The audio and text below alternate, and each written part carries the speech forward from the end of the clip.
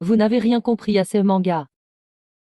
Après avoir terminé ce manga très touchant, nous avons été surprises de l'interprétation peu construite et très abstraite des gens sur le plot de l'histoire et la manière puérile avec laquelle il pointe un méchant sur les personnages, c'en est arrivé à un point où on s'est dit, non, faut qu'on en parle.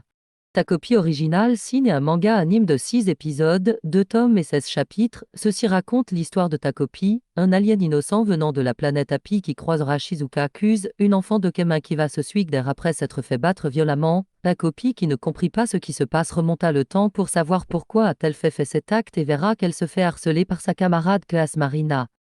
Jusque-là, l'histoire s'avère simple, seulement, en avançant dans les chapitres, ta copie recouvre peu à peu la mémoire qu'il avait perdue et découvre donc qu'à la base il devait aider Marina à retrouver la joie de vivre, étant donné sa situation familiale et sa perte de son petit ami. Pourquoi le vrai problème de l'histoire ce sont les parents?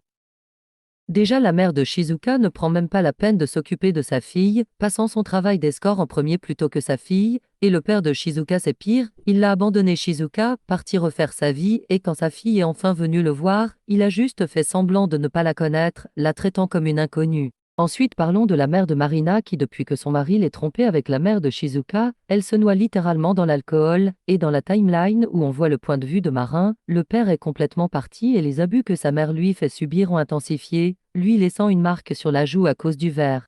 Passons maintenant à la mère de Azuma qui elle a conditionné son enfant à l'excellence, le comparant à son grand frère et malgré que son fils soit même premier de sa classe, ça ne lui suffit toujours pas. Tous ces comportements problématiques ont eu des conséquences sur les enfants, qui ne sont pas les méchants de l'histoire, mais simplement des enfants innocents victimes de leurs parents. Conclusion. Ainsi on comprend à quel point le comportement des parents est problématique et a un impact négatif sur leurs enfants, ce qui les amène à être persécutés ou à persécuter à leur tour. Donc s'il fallait pointer un vilain antagoniste dans cette histoire, c'est bien les parents.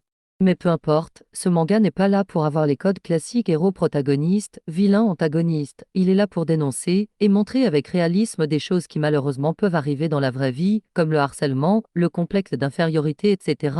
Il faut donc y voir une dénonciation et un message complexe mais concret.